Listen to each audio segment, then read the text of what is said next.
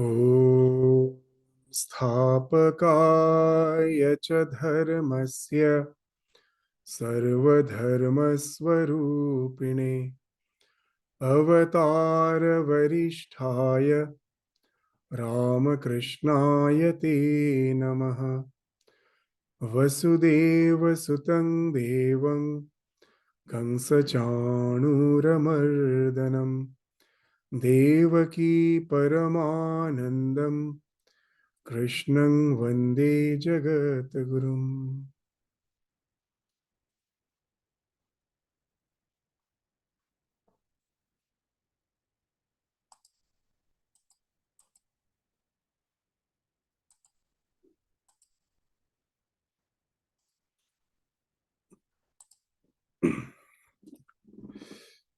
So, last class we have just concluded the study of the fourth chapter of Shrimad Bhagavad Gita, and today we will start with the study of the fifth chapter of Bhagavad Gita.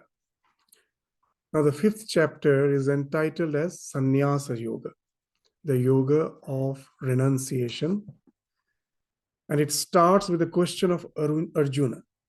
He is a bit bewildered by the teaching of Sri Krishna in the fourth chapter. Because if we find in the fourth chapter, the Bhagavad Gita, in the fourth chapter, we find Bhagavan starts with the concept of yajna, how all our actions in our day-to-day life can be converted into a form of sacrifice. That yajna in the early stages of the Vedic our period, you'll find that the idea of yajna, even now it persists, is that is a fire sacrifice. That you lit the fire. Fire is considered as the Agni Devata, which is the mouth of all the devas.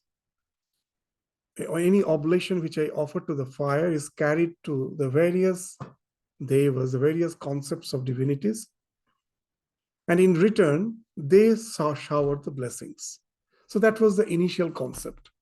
But in Bhagavad Gita, we find Bhagavan, Sri Krishna, enlarges that concept to include all our activities as a part of yajna. Just as a being, we find that all our emotions, everything, feelings, is nothing which we can claim is my own. When the mother just feels the maternal love for the child, can the mother say it is she who loves the child? Apparently, yes. But we will find in the entire creation that mothers are bound to love the child. What to speak of humans, even of animals, in any other beings. What it speaks of, that it is a particular emotion which has been implanted. If we believe in the divine has as if implanted that motherly love in the heart of the mother to take care of his own creation. So mother becomes an instrument. It is the God who loves his creation, and to take care of his creation, he has implanted that motherly love in the mother's heart, through which it is the Lord who is taking care of this entire creation. Now, if I'm aware of this fact, then what happens? The love won't bring any suffering. How? I know I'm a mere instrument in the hand of the divine. It is the God who, to take care of his creation, has implanted that love in me. And whatever I do for my child, it is the God who is working through me. If it is a God who is working through me, and if I am the instrument, I have no claim as such in return for that love. All the suffering comes when we have expectations that I love such a person so much. I love my child so much. And see how he or she behaves. That expectation gives us suffering. If always we are aware of the fact it is the divine who is taking care of his creation through us, then there cannot be any expectation from whatever I may be doing. And at the same time, I will be doing at the best of my capacity, knowing well all the skills, all my emotions, all my feelings have been implanted by the divine in my heart to take care of his creation. I do it to the best of my capacity without seeking any result or avoiding any responsibilities. The entire Bhagavad Gita's Karma Yoga, in the words of Swami Vivekananda, can be explained just by a simple phrase: seek not, avoid not. Don't seek the expectations, the results of my action, and neither avoid the responsibilities. Because it is God who has kept me in such a position in life. We find that there's a larger force. I cannot help. I simply cannot forsake my duties and just say, I don't want to take care of it. I have to. He has placed me in such a situation. I have to take care of them meticulously. At the same time, not expecting anything in the hand in return. As one of our Swami Ramakrishna used to say, he did a lot of work. And someone asked, how is it possible for a human being, one-handedly to do so much of activities in one life? And in reply, he used to say humbly, I am just a pen in the hand of the author. The author is the divine. Can the pen claim that I have written so many books? It is the author who has written. I'm just the pen, just the instrument in the hand. So when we have this idea, then the action becomes a worship. Through my actions, I'm always aware of the fact that I'm just a mere instrument in the hand of the divine. Whatever I'm doing is just an act of offering. It is not for me. I have no claim of idea of doer and enjoyer, that I am the karta and I am the bhokta. No, it is the divine. So all the activities become yajna. So in various ways that yajna can be done, that we saw, that for a student to delay the gratification of the senses, not that what we say to the student, that all your enjoyments are waiting for you. Restrict your life to a certain extent, delay your gratifications. Why? That have a view of long-term goals. Don't be lured by the short-term goals of life. Everything is waiting for you. You will enjoy. Restrict your senses.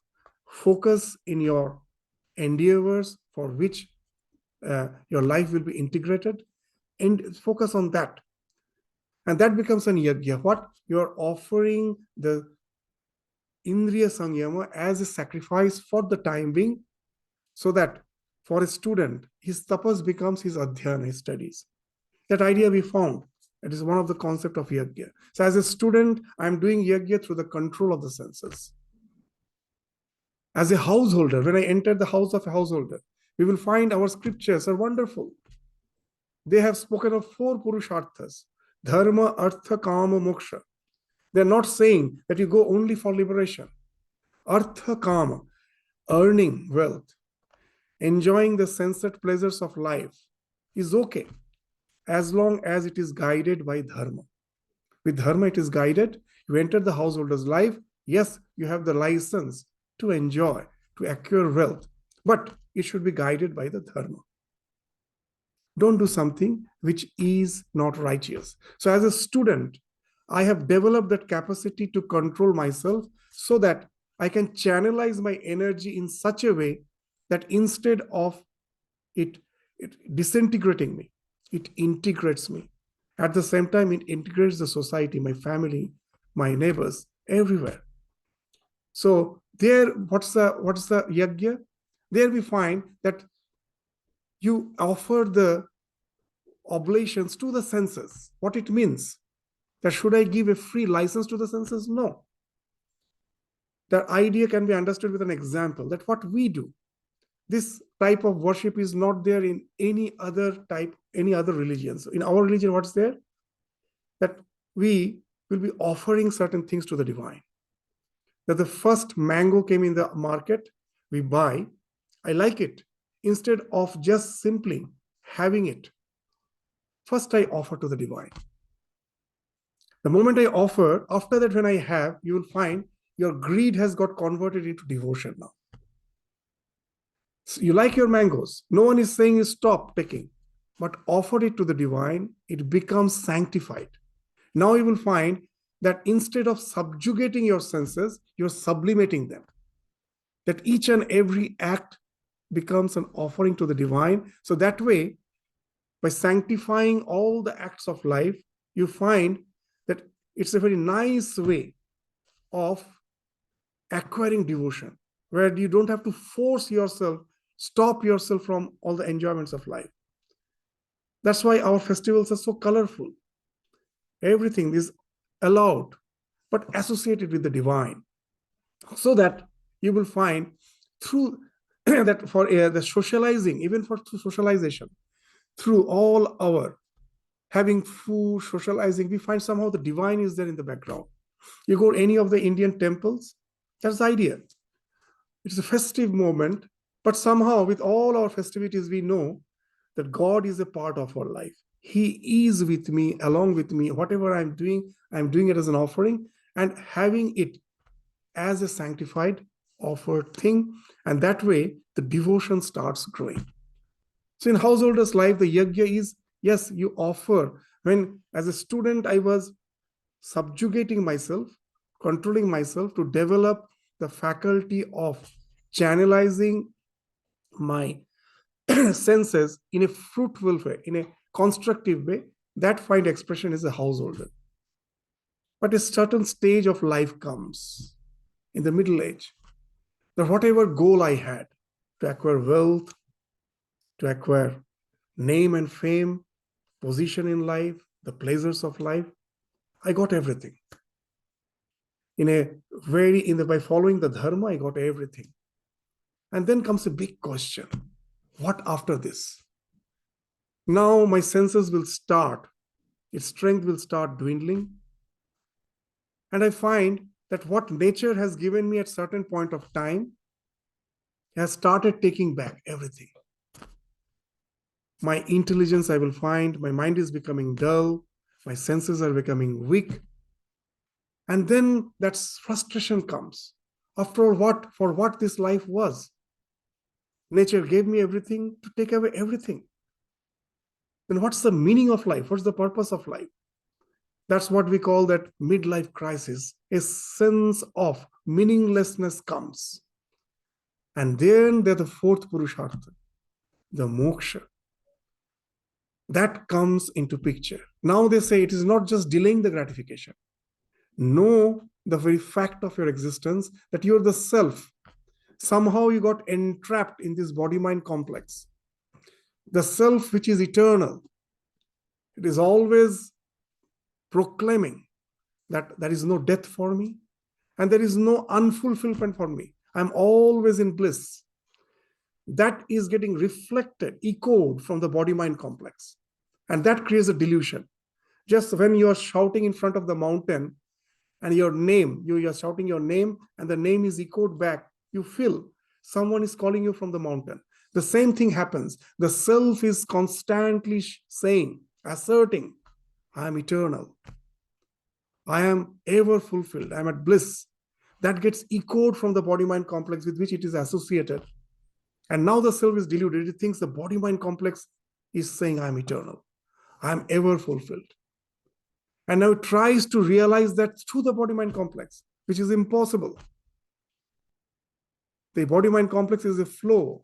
The entire biological evolution which has happened, Vedanta never denies it. It says, yes, it is true, but it has happened because of ignorance. Just see a small microbe.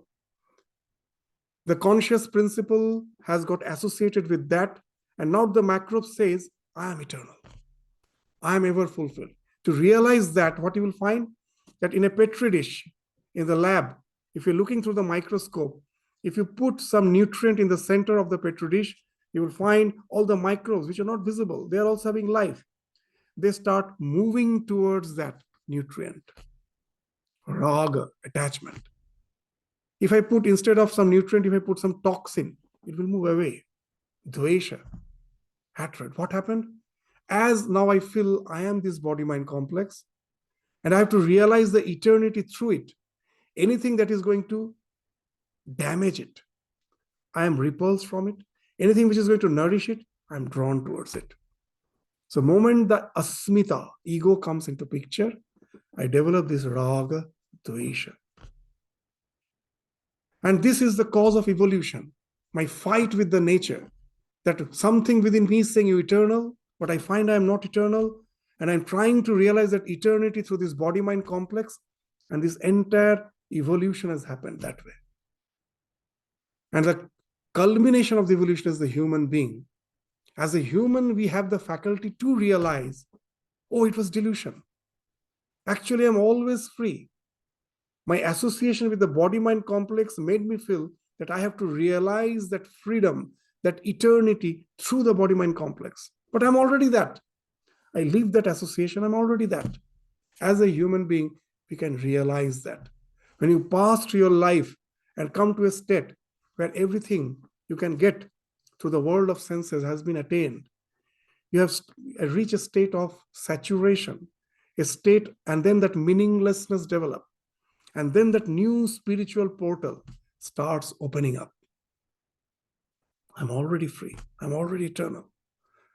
I have somehow, with my wrong association, with my attachment with the body-mind complex, again and again, I'm going through this dissatisfaction.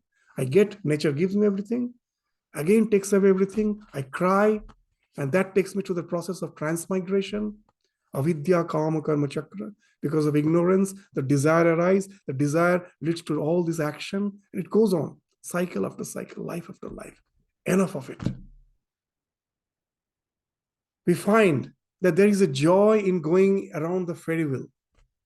The child goes around the ferry wheel, comes down, and he's not satisfied. The child is not satisfied. Says, mother, I want to go once more. So that's what we are doing. The same ferry wheel, we are going around and around. But even for a child, we find a time comes, he says, enough. No more. No more going round and round in this ferry wheel. Enough of it. So for us also a state comes when we say enough. Enough of this going round and round to the circle of birth and death. I'm the eternal soul. I'm already fulfilled. There is no need for my fulfillment by being associated with this psychophysical existence. Let me be detached from it. And then starts that life of contemplation. No action. Enough of it. Let me be always diving deep, getting identified with my soul. And that's what leads to the moksha. So now you will find that it is the actions which at last takes you to the state of jnana, the knowledge. And as if these two are separate, segregated, that is through knowledge is to reach a state of satiation, satisfaction, and then that renunciation comes. And now the doubt comes. What about action? Is any action applicable after that realization? We will find in Bhagavad Gita, the last chapter, though it spoke of this idea in the 33rd mantra, that sarva karma akhilam partha jnane parisamapyate. All our actions at last leads to that jnana, to that wisdom. And then again in the last sloka, what Bhagavan says is something very interesting. He said that tasmat ajnana sambhutam ritstham jnana sinatman. With the sword of knowledge, you cut asunder the ignorance. And then chitvainam sanshayam yogam atishta uttishta bharata. Now we all know the background of the Gita, that Arjuna, seeing his relative in the battlefield, retreated and didn't want to fight. He was full of piety. And Krishna, at that time, was encouraging him to go for the battle. So that's the idea we find again here. After saying that you get rid of the ignorance with the help of this knowledge and then get up and fight. Now this really confuses Arjuna. That just now you were saying that once you get established in that knowledge, that happens as a culmination of action. Then again, this getting up and fighting, how it is possible? How you can relate these two words? So this creates a confusion.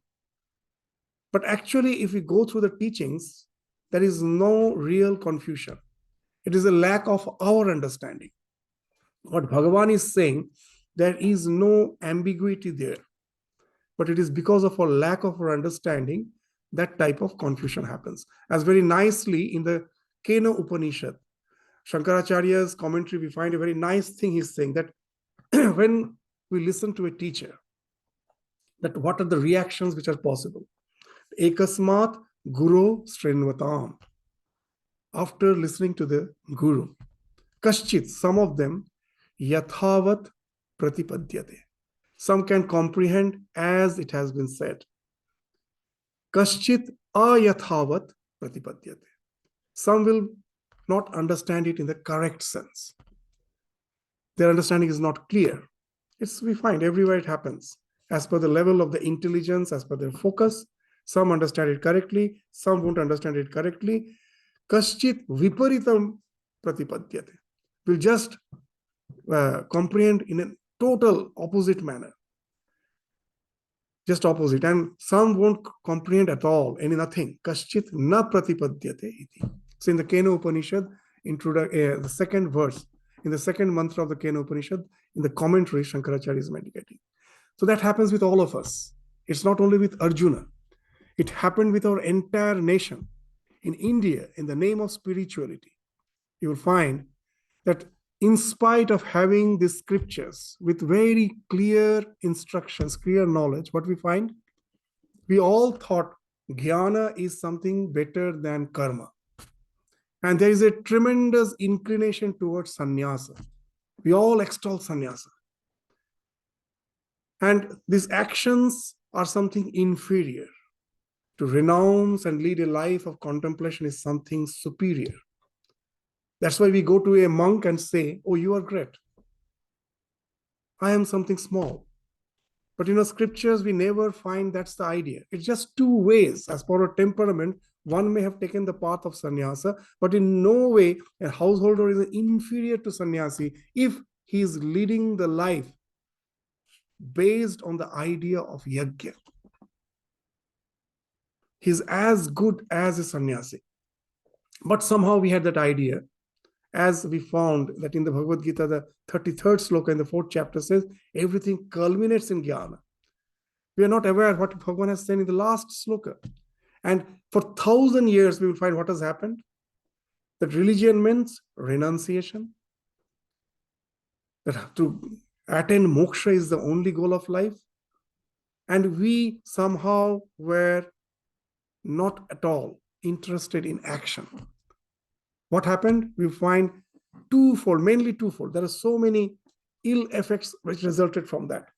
The main two is that as we are not all suited to live up to that high level of living, high level of understanding, we start compromising with our ideal. We gradually pull down the ideal. All sorts of superstition, wrong practices starts in the name of religion. You will find it has happened for thousands of years. As we gave moksha the only priority, that actions should be renounced, only moksha. In the name of religion, so many wrongdoings, superstitions, evil practices. You'll find it's there, even it's prevalent now. And another thing, the society got stratified.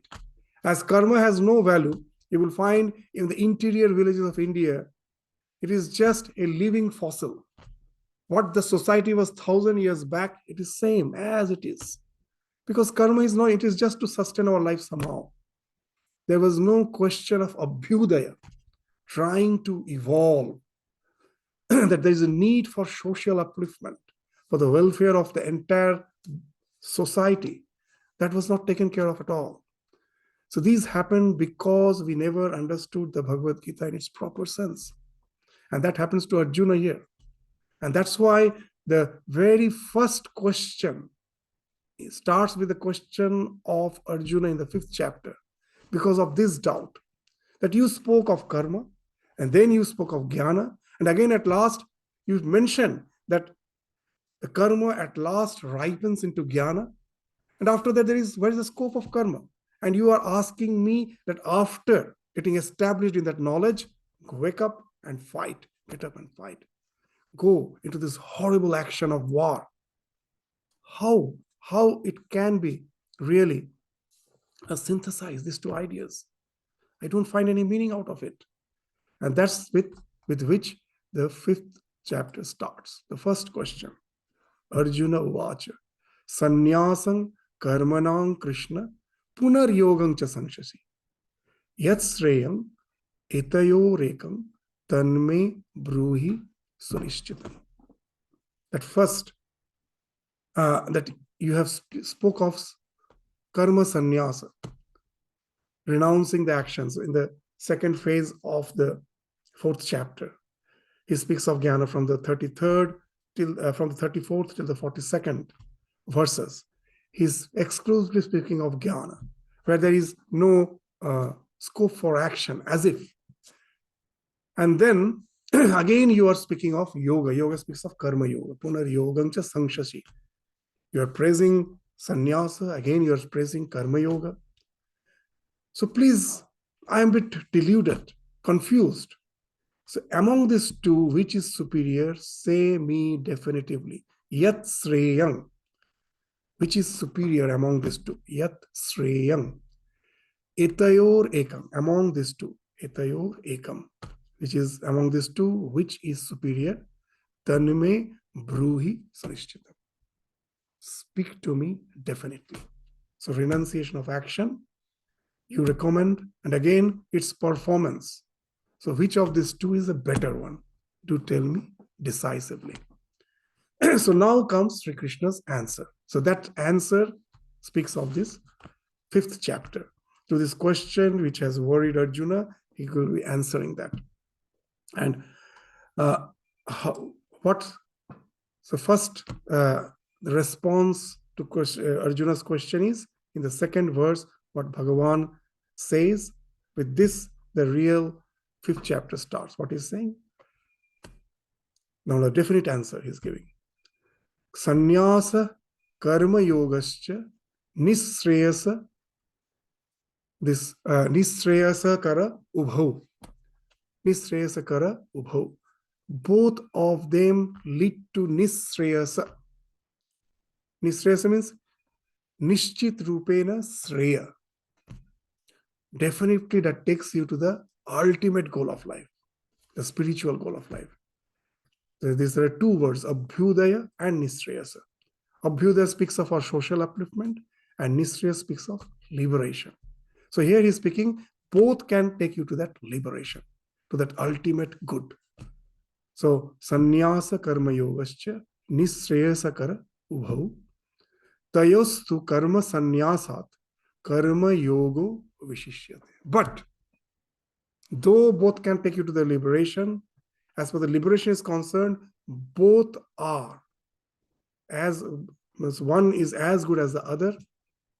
But among the two, karma sannyasat, compared to sannyasa, karma yoga vishishyate. Karma yoga is better. So with this chapter starts. So why Bhagavan is saying in this way? We will find even in the Bible, there is a wonderful line. Jesus says, but think not that I am come to destroy the law or the prophets. I am not come to destroy, but to fulfill. So prophets never come to destroy. Whatever the social norms are there, he never destroys. He comes to fulfill them. There is some deficiency in them. He adds some new dimension to it, synthesizes the old values, and brings a new dimension out of it to fulfill, so that we can get rid of the deficiencies and go for a better path. So I never come to destroy, the prophets come to fulfill. So here also we will find the way Krishna is speaking is not destroying. Previously, in the time of Krishna, we will find there are two very distinctive paths. The karma in those days was the Vedic rites. You do all the yajnas with the idea, I attain heaven. But after death, this will lead me to some higher existence. So it was all sakama karma. Even not only heaven, even we will find there are so many yajnas, varieties of yajnas. Putrishti yajna, the one who doesn't have son, they do yajna to get son.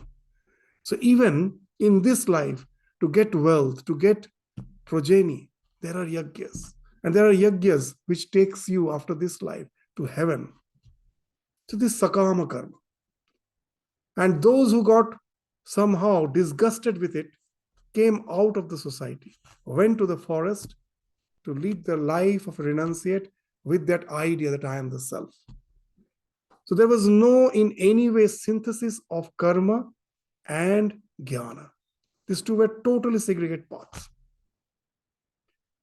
Now, this path of Nishreyasa, going to the forest and leading an exclusively contemplative life, as Bhagavan never comes to destroy. He's not saying that it is not something which doesn't yield any result. It also leads to that ultimate goal. And this karma yoga, which I am propounding, maybe it's something new. In those days, it was something new. What he's saying? That do the karma, but without the idea of that expectation, that yajna's expectation. Do it as an idea of sacrifice. Then it will yield result as good as the sannyasa. How? Because renunciation, why the renunciation is essential for spiritual life? Ultimately, the entire spiritual life, what the spiritual life is the dissolution of the ego, the idea that I am this limited individuality. To get rid of that, to get rid of the ahankara, to ego. That's the sonam bonam of entire spiritual life. And in whatever way, it can be done in various ways. I can sit down and constantly think I am the ultimate self, not this body-mind complex. That's the way I can get rid of the ego. Or I can be involved in all the activities, always being aware of the fact it is the divine who is working through me. It is not me. That also can be the way to get rid of your ego. Both can be the way. As Sri Ramakrishna used to say very nicely, when someone asked Ramakrishna, when shall I be free? His answer was, when I within inverted commas, when I cease to be. Ami mukto hobo kobe, ami jabe jobe. When shall I be free? When I cease to be. That I is the cause of our bondage. And there are various ways. So Krishna is saying that these two, both are nishreyasa, can take you to the liberation. Sannyasa, I just renounce everything and go in deep contemplation, always contemplating on the truth that I am the ultimate conscious principle. I am the self. I am not this body, not this mind, not this senses. Aham Brahmasmi. Yes, that's the way. Or I can be in the world, constantly being aware of the fact that the divine is working through this body-mind complex. I am not it. I am the self. Both can be the way. But then why he's saying, after saying this, that but karma yoga is vishishyate, is better than sannyasa. Now this explanation is in the entire of the remaining chapter. So we will go through it, that why, the reason for which karma yoga is superior will be explained from 5.6, the sixth verse of this chapter. From that we will find the explanation starts. But to give a rough idea, why? We will find that renunciation is not something which can be forced. We have been born with certain impulses because of my past association with action. I cannot renounce it immediately. Just to give an example, karma is an addiction. How? Like any other addiction, the one who is a drug addict, he or she knows that this addiction is destroying me, is totally damaging me. I shouldn't resort to it, but he finds he's forced to. His reason no way works. The addiction forces him, though he knows that it is destroying my life, again and again he resorts to the same addiction. Same way, even by reading the scriptures, by having a very, very rational discussion, I may come to that conclusion that this psychophysical existence is a flow. Behind that, there is something which is an eternal witness. This is something in our Vedanta which was discovered thousands of years back, which even in the modern science, they are struggling with it. What's that thing? What's the consciousness? Can we replicate it? No, till not now. With all the artificial intelligence, what is a very interesting question comes at last. That we may feel, oh, we have almost replicated consciousness. No. What is the thing which is difference? It is that eternal witness. So this is called the qualia factor of consciousness. What's that? Now, even if you create an artificial intelligence which is as good as a human being, the big question comes. When that artificial intelligence is chatting with you, you go to the chat GPT. Does the artificial intelligence knows that it is chatting with you? Or it has been programmed in such a way with all permutation combinations, it creates a wonderful answer and you feel, oh, it has responded. But does that a robot knows when you ask a robot to do certain action? It does. Does the robot knows it is doing it? Now, whatever I do, someone is behind constantly saying, when I'm seeing, someone is saying it is you who are seeing, isn't it? There is some one factor who is constantly witnessing all my actions, all my thoughts, all my feelings. Someone is constantly witnessing. That's the thing. Vedanta for thousands of years, they told, that's the pure essence, which has no change. That as a person, I was a small boy, I became a young person, I was a middle-aged person, I become old. My body is changing, my thought process is changing. But do I feel the I which was there in that associated with that small body is different from the I as an old man? No, it's the same I. When I was dreaming, I wake up and I see, oh, the dream was something false. What I was experiencing was not true. So the experience in the dream is contradicting my experience in the wakeful state. It's contradicting. But do I ever doubt the one who was experiencing in the dream and the one who is experiencing in the wakeful state? They are the different person? No, it's the same person. So the experiencer, the one who is experiencing, the things which are experienced may be different. The stages of life may be different. That is something there which even science can say, it's a big question, that can they, it cannot be replicated. So that's the thing Vedanta is saying. That's the thing with which never changes. It is always as it is. By wrongly, I may associate my identity with the body. But I know it's the wrong identity because if because of some disease or because of some accident, my hand is amputated or my leg is amputated, do I feel I am just 70% of myself? No, I am as I was. It's not that I am now just 70% of myself. I am. So that amness is something which cannot be adulterated, It is.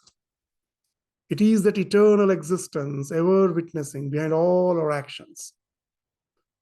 So to associate with that, that's the thing which is spoken of as the ultimate spiritual goal. Through all our actions, we're trying to get associated, but it is not easy. We can understand it. Now I say that, okay, let us stop all our actions and start always being associated with that eternal witness. Why to just break my consciousness in these all actions, feelings?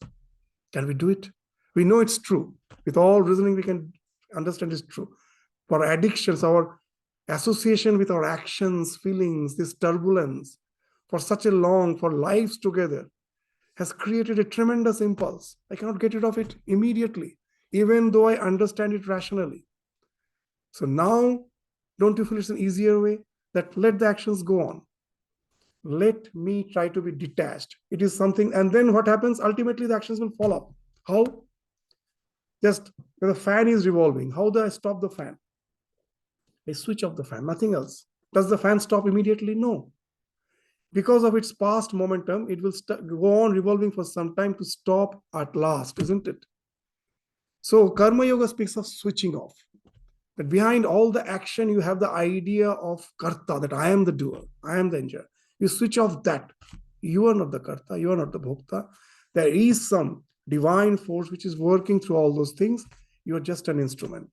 So that the action can continue, you are switching off. I don't expect anything out of it.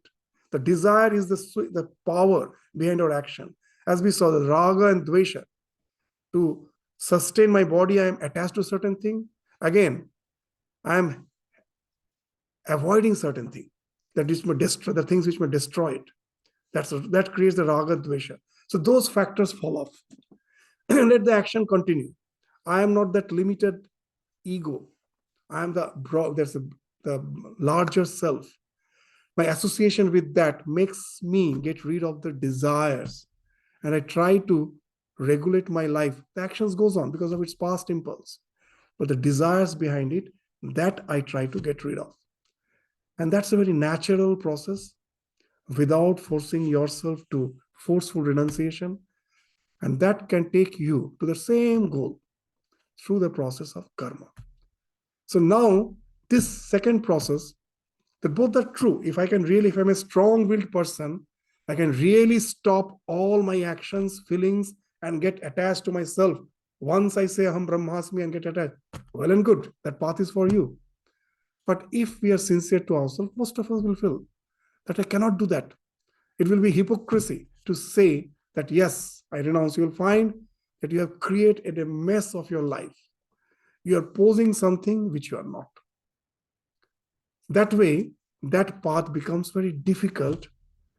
As if we have in the second chapter, we saw that Bhagavan said it is mithya achara.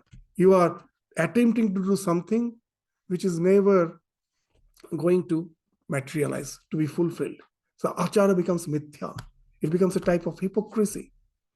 So why not resort to a path which will gradually take you to the same goal? So that's why Bhagavan, if we give just a prelude, this is the thing in an elaborate way, Bhagavan will be discussing from the 6th sloka onwards for the rest of the chapter. So now, just gradually just enter that a karma yogi who performs actions, he will now from the 3rd to the 6th, these 4 verses, Bhagavan will highlight the idea that one who is doing the actions with the idea of that yoga, that it is not just actions out of desire, the union. The word yoga means union. I'm doing karma. When karma becomes yoga, when you are always in union with the divine. Actions are going on, but you are in union with the divine. You know, all your actions are in the presence of the divine for the sake of the divine, and all the results are being offered to the divine. So you are always in union with the divine. That's why karma becomes yoga. It's not just for the attainment of your worldly goals. It is just a way to realize that you are an instrument in the hand of the divine. So that becomes karma yoga. And one who is a karma yogi, for him, spiritual life becomes a 24/7 affair. He is no more a part-time spiritual practitioner. If you say that I want to practice dhyana, how long you will practice? And then again, you get involved with the world. Your life becomes compartmentalized.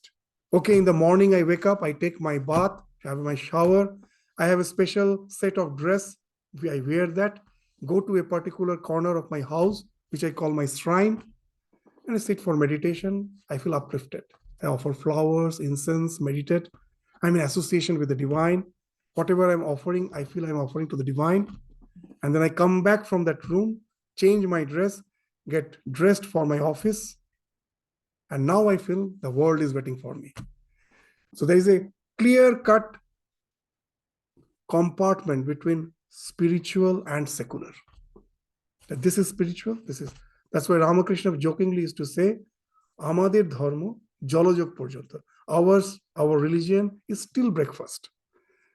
Just before breakfast, that's the religion. Once I have my breakfast, now the world is waiting for me. But here Bhagavan is from 3rd to the 6th. He will stress the idea that if you do your actions and in the sense of yoga, then you become a 24/7 spiritual practitioner. There is no segregation between the secular and the spiritual.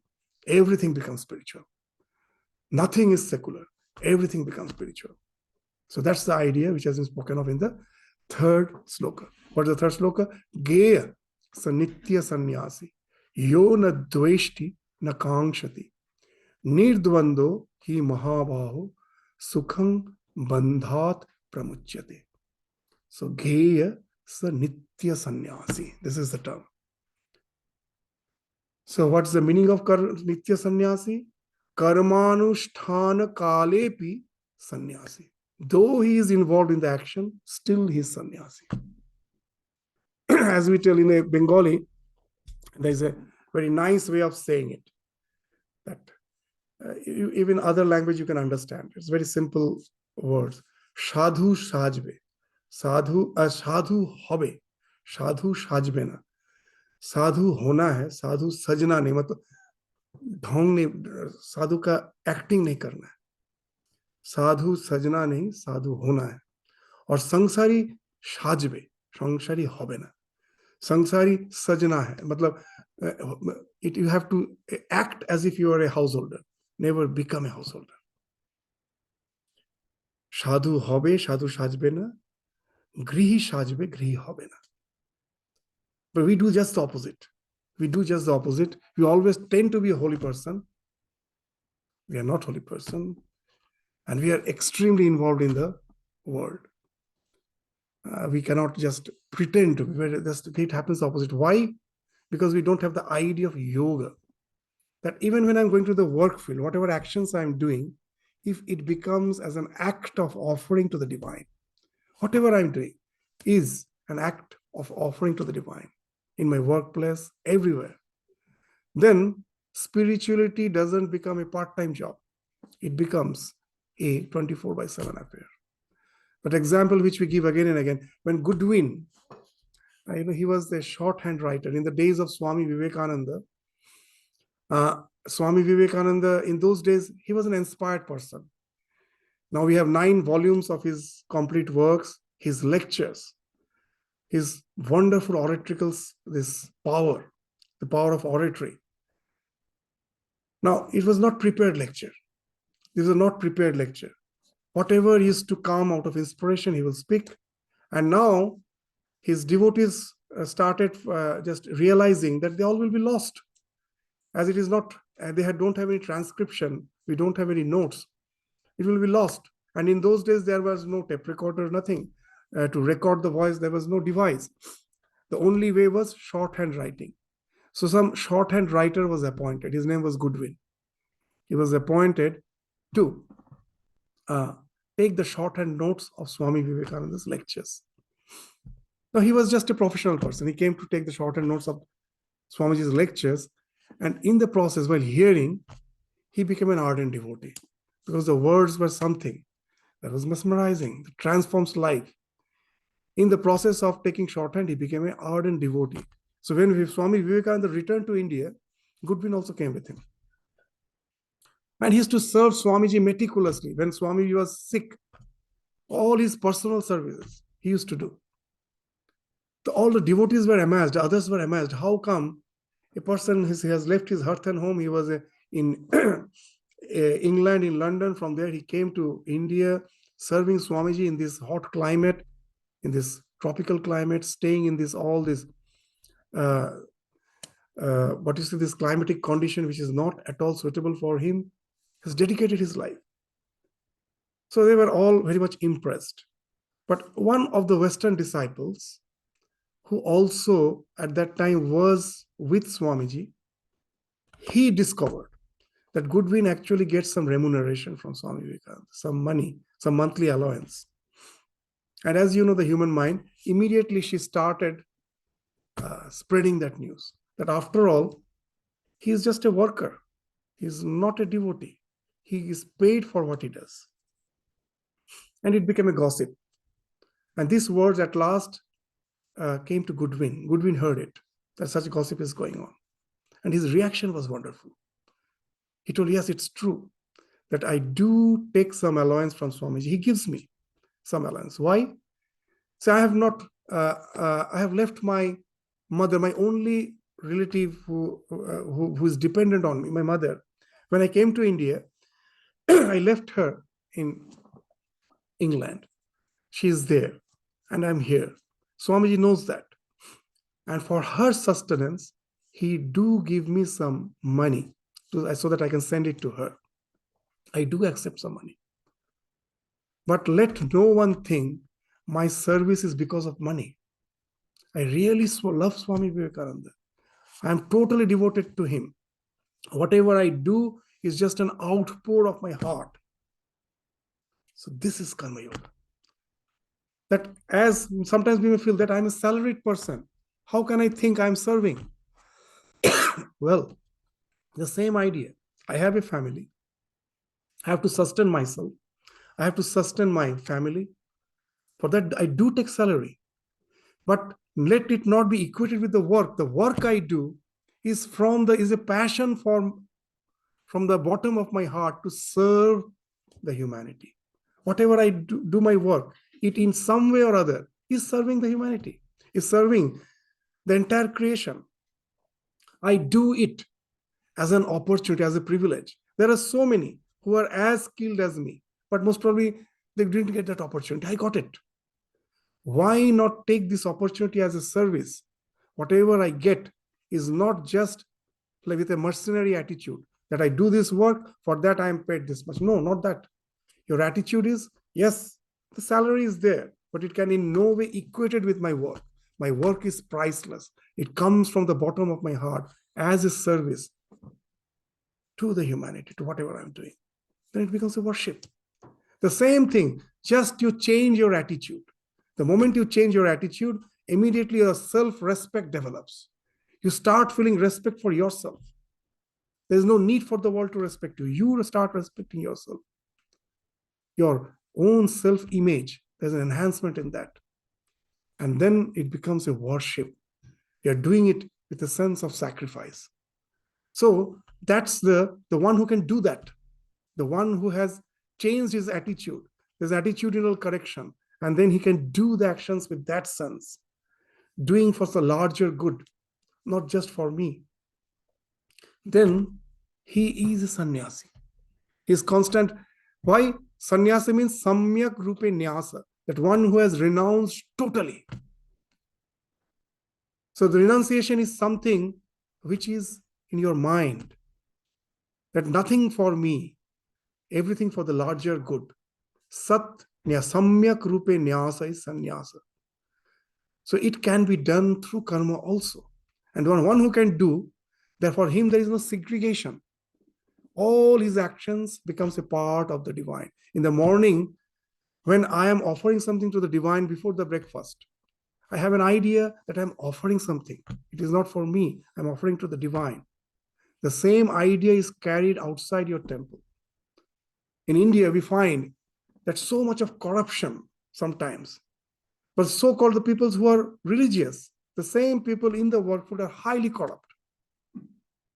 When they're in the temple, they are extremely devoted. Why? Because there's a segregation. I can never carry this worship to the work field. Sri Ramakrishna used to say a wonderful thing, that just see our condition. I can see the stone image as living. And God is moving around as a living being all around. I don't see God there. But I can see the God in a stone, but I cannot see God in the living beings.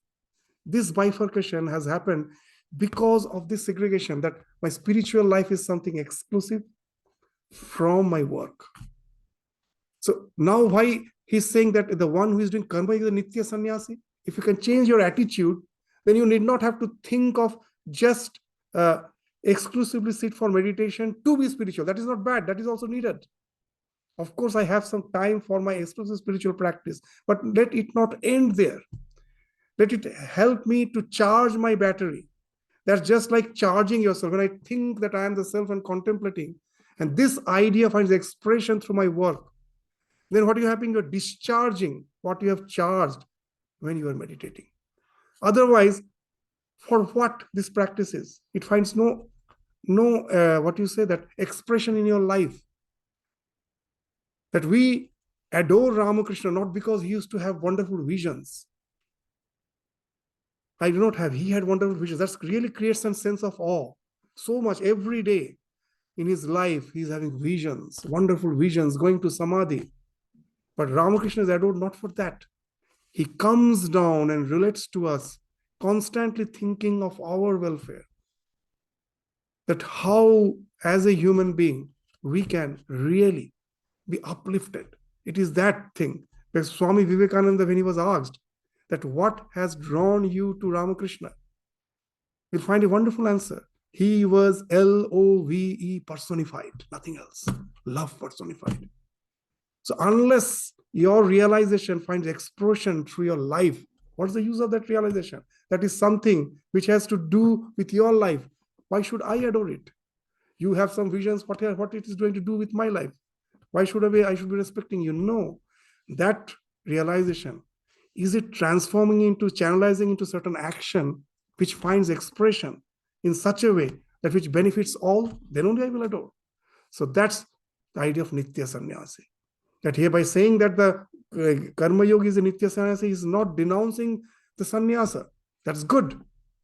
But can you transform their exclusive spiritual life into your work field?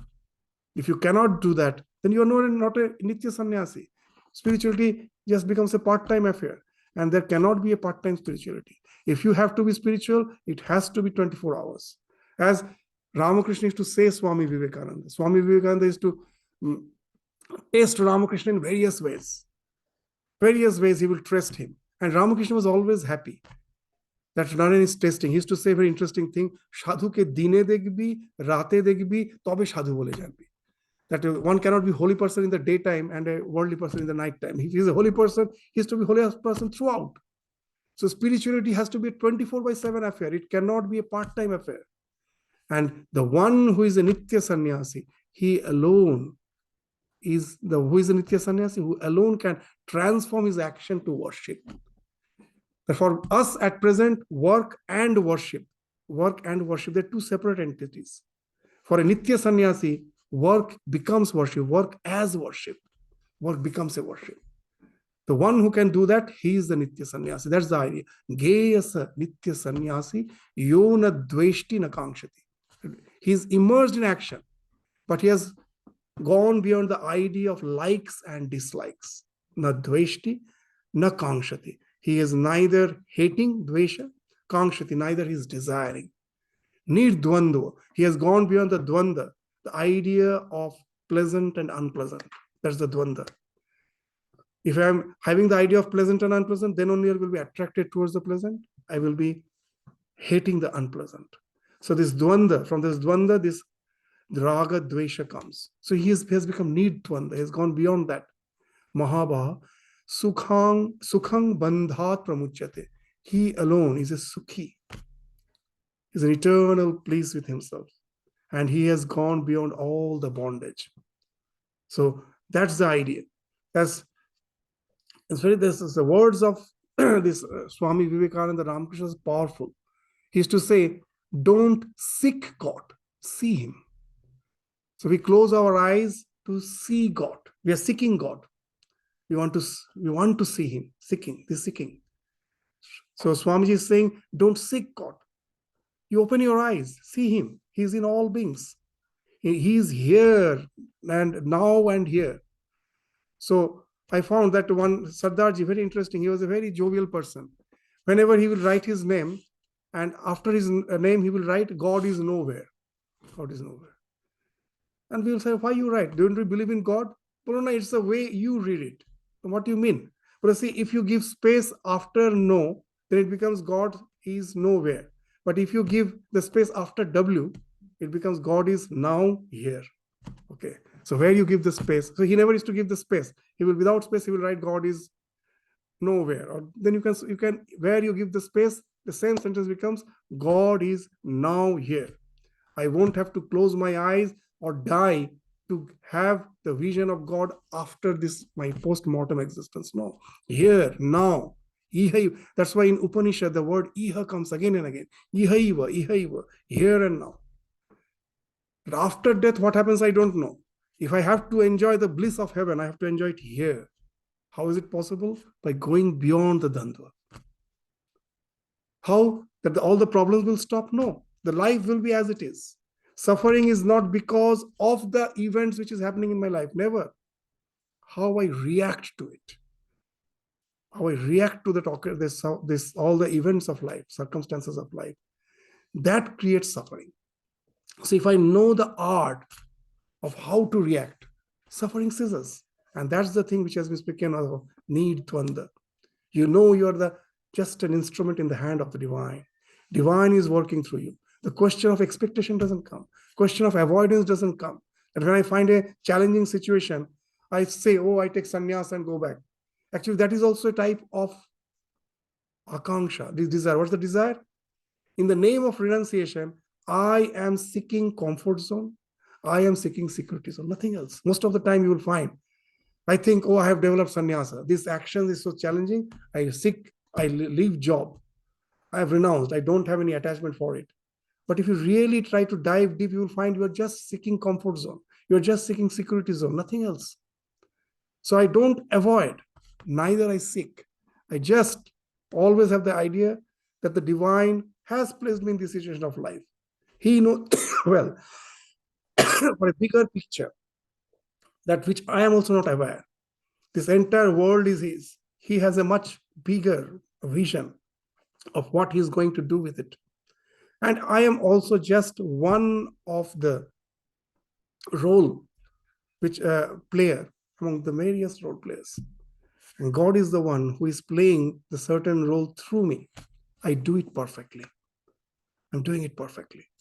So with that sense, when I am doing my actions, the actions become worship. And you become a 24/7 spiritual practitioner. And that's the idea. They're behind this idea that na dveshti, na kangshati. You neither hate nor you desire, neither seek nor avoid. So with this idea, we will find this idea will be continued in the 4th, 5th, and the 6th verse. So we will take up these ideas one by one, and we'll find how nicely Bhagavan has created this path without destroying. He has accepted that sannyasa is okay. But it is really very difficult. You will sometimes resort to mithyachara. But this is a very, very sure way to reach to the goal by not fighting with your nature. You take the help of your nature, and your swabhava takes you towards moksha. So that this idea will be dealt with again and again in the succeeding slokas, which we will take up again in the next class. So with this, we stop our discussion today. Thank you all. Namaskar.